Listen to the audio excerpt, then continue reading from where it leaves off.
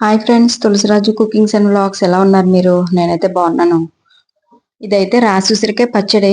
ఇది 4 డేస్ క్రితం, ఎప్పుడు ఒక 4 డేస్ 5 డేస్ అవుతుంది అప్పుడు తీసిన వీడియో ఇది. ఇదైతే నేను ఎడిటింగ్ చేశాను కానీ వాయిస్ ఓవర్ ఇవ్వలేదు అనమాట. నాకైతే ఫుటేజ్ ఎక్కువ ఉంది, వీడియో తీయడానికి అవ్వట్లేదు అని చెప్పేసి చాలా వీడియోస్ డిలీట్ చేశాను. డిలీట్ చేస్తే ఇంకా నేను డైలీ పెట్టవలసిన వీడియోస్ కూడా అందులో ఉండిపోయినాయి అన్నమాట. ఇంకా అయితే ఈ వీడియో పెట్టేద్దాం ఫస్ట్ అని చెప్పేసి ఇంక ఈ వీడియో అయితే ఎడిటింగ్ చేశాను అనమాట. 1/2 kg రాసుసురు అయితే తీసుకున్నాను, ఒక 1/2 kg. అవైతే చిన్న చిన్న ముక్కల కింద కట్ చేశాను అనమాట. కట్ చేసేసి కొద్దిగా ఆయిల్ అయితే తీసుకొని ఇవైతే వేసాను. వేసి కొద్దిగా పసుపు అయితే వేసాను. ఇవి కొంచెం బాగా వేగాలి. కొంచెం బాగా వేగాక అప్పుడు మనకు కావాల్సినవన్నీ వేసుకోవాలి. ఇవైతే కొద్దిగా ఆయిల్లో బాగా వేగినాయి అనుకోండి, మనం ఈ రోజే తినొచ్చు. లేదంటే ఏగపోతే ఘాటుగా ఉంటుంది అన్నమాట. రాసి ఉసిరి ఘాటుగా ఉంటుంది కదా, బాగా ఆయిల్లో వేపేస్తే మనం ఈ రోజు నుంచి తినొచ్చు. బాగా ఆయిల్లో మగ్గితే బాగుంటది. ఇంక ఈ పచ్చడి అయితే ఇంకా డైలీ పప్పు ఉంటది కాబట్టి పచ్చడి ఉంటే మా పిల్లలకి ఇంకేం అవసరం లేదు. ఇంకా ఫ్రై ఇంకేం వడియాలు అలాంటివి ఏం అడగరన్నమాట. ఇంకా పప్పు పచ్చడి ఉంటే చాలు. అయినా ఇంకా పికిల్స్ బయట తీసుకున్న పికిల్స్ అయితే ఇంకా అంత ఇష్టంగా తినరు, కానీ ఇంట్లో చేసిన పికిల్స్ అయితే అంత ఇష్టంగా తింటారన్నమాట. ఇంకా అందుకని చెప్పేసి మొన్నటి నుంచి అడుగుతున్నారు, ఉసిరికాయ పచ్చడి చేయి, టమాటా పచ్చడి చేయమ్మా అని. ఇంకా అందుకని చెప్పేసి ఫస్ట్ 1/4 kg చేద్దాం అనుకున్నాను. 1/4 kg బుక్ చేశాను రాసి ఉసిరి. ఇంకా మళ్ళీ సరిపోదని చెప్పేసి ఇంకొక 1/4 kg బుక్ చేశాను, 1/2 kg మాట. ఇంక ఇవైతే బాగా ఏగిపోయినాయి. 1/2 kg ఉసిరికాయలకి మనకి ఎంత మసాలా పడుతుంది, ఎంత ఆయిల్ పడుతుంది అన్నది మీకు ఇప్పుడు క్వాంటిటీతో చూపిస్తాను. ఇవి 1/2 kg ఉసిరికాయలు. ఫస్ట్ కొద్దిగా ఆయిల్ అయితే తీసుకున్నాను. ఒక టీ కప్పుతో ఒక ఆయిల్ తీసుకున్నాను, ఒక కప్పుడు ఆయిల్. దాంట్లో కొద్దిగా పసుపు వేసి బాగా రోస్ట్గా వేపేసాను అనమాట. వేపేయడం వల్ల ఏంటంటే అందులో ఉన్న ఘాటు పోతుంది. పులుపు అయితే ఉంటది కానీ ఘాటు అయితే పోతుంది. ఇంక ఇవైతే బాగా ఏగిపోయినాయి. ఏగిపోయాక కొద్దిగా ఆయిల్ ఉంది కదా, ఆయిల్లో ఆవాలు ఇంగువ అయితే వేసాను.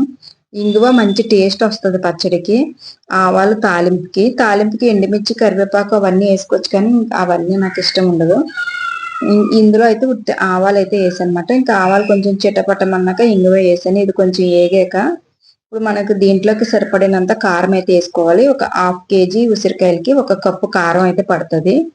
1 కప్పు కారం వేసాను. 1 కప్పు కారం వేసి దీంట్లోకి ఒక 1/2 కప్పు సాల్ట్ పడుతుంది. 1/2 కప్పు సాల్ట్ అయితే వేస్తున్నాను. దీంట్లోని మనం మసాలా వేసుకుంటాం కదా, అది మసాలా అంటే అది మెంతులు, ఆవాలు, జీలకర్ర పౌడర్ చేసి పెడతాను. చేపల పులుసులో అది వాడతాను కదా, ఆ మసాలా అదైతే 1/4 కప్పు పడుతుంది ఇందులోని.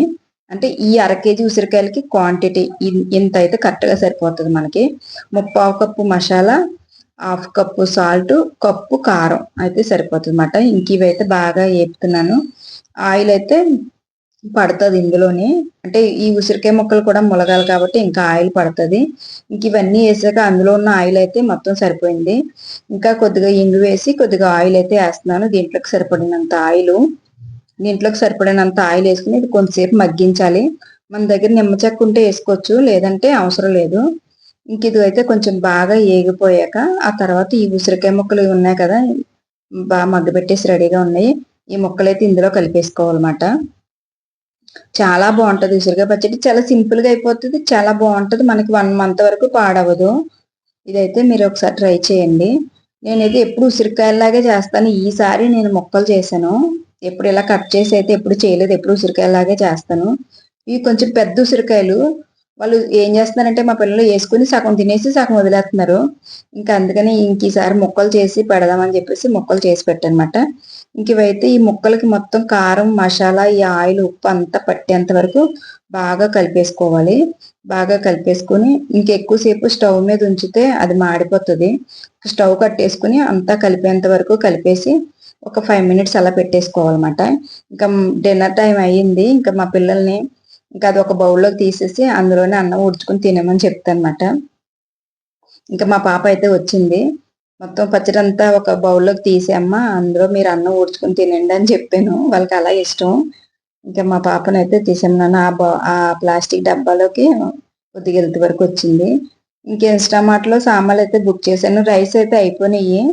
ఇంకిప్పుడు ఇప్పుడు కొద్దిగా ఉంటే రైస్ పెట్టేసానమాట. ఇంకా మార్నింగ్ లంచ్ బాక్స్‌లో కదా రైస్ కావాలి కదా! రైసు ఇంకా కంఫర్ట్ ఒకటి అయిపోయింది.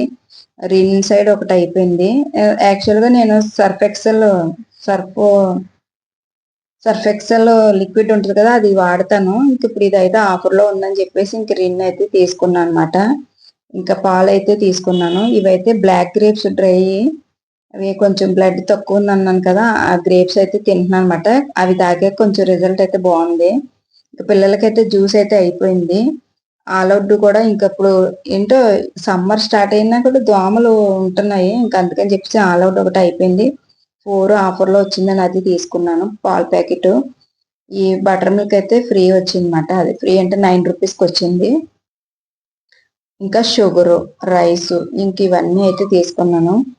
ఈ బటర్ మిల్క్ అయితే అంటే మనం ఈ సామాన్లు ఒక 200 దాటిందనుకో కొద్దిగా ఆఫర్ మనకి పడతది. ఏ ఐటెమ్ అన్నా తీసుకోవచ్చు మనం. మిల్క్ కానీ, మజ్జిగ ఏదన్నా బ్రెడ్ కానీ ఏదైనా తీసుకోవచ్చు. ఇంక నేనైతే బటర్ మిల్క్ తీసుకున్నానన్నమాట. ఓకే ఫ్రెండ్స్, వీడియో నచ్చితే లైక్ చేయండి. అలాగే ఎలాంటి వీడియోస్ కావాలో కామెంట్ చేయండి.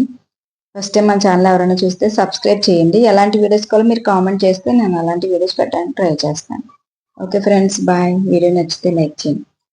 Bye bye. See you next video.